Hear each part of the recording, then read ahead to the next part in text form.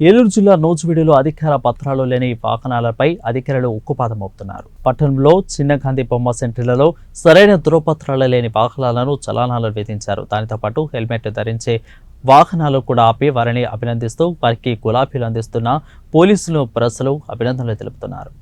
మన నూజివీడు పట్టణంలో ప్రజలు ద్విచక్ర వాహనాలు నడుపుతున్నారు. కానీ ఎవరు కూడా వారి జాగ్రత్త కోసం ఎవరు పట్టించుకోలేదు. మేము ఒక సంప్రదాయాన్ని మళ్ళా మన నూజివీడు టౌన్లో ప్రవేశపెట్టాలనుకున్నాము. ఎవరైతే హెల్మెట్ ధరిస్తున్నారో వారికి ఒక రోజు ఇచ్చి వారిని అభినందిస్తున్నాము.